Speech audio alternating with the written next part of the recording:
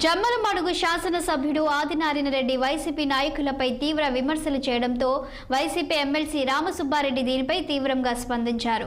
కూటమి ప్రభుత్వం ఇచ్చిన హామీలను తుంగలోకి తొక్కిందని తీవ్ర స్థాయిలో ధ్వజమెత్తారు. రామసుబ్బారెడ్డి కూటమి ప్రభుత్వం ఇచ్చిన హామీలపై దృష్టి సాధించాలని తెలిపారు. రాజోలి ప్రాంతానికి వెళ్లి ముంపు వాసులకు 20 లక్షల పైచీలకు, గండికోట ముంపు వాసులకు 12 లక్షల రూపాయలను కేవలం 100 రోజుల్లో ఇప్పిస్తానన్న హామీ ఏమైందని ప్రశ్నించారు. ప్రజలు ఎదురు చూస్తూ ఉన్నారు. మీరు ఇచ్చినటువంటి సూపర్ 6 కొడతారా లేదా కూటమి ప్రభుత్వము?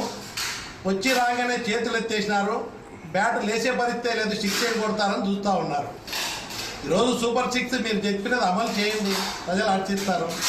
ఈరోజు ఒక్క హామీ కూడా నెరవేర్చేదానికి ప్రయత్నాలు కూడా జరగని పరిస్థితి.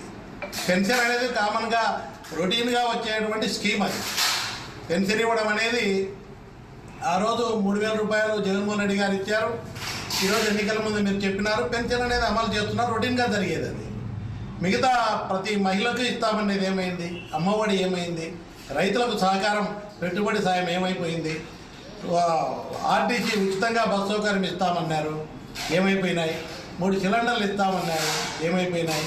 అదేవిధంగా పి. గన్నవరం నియోజకవర్గ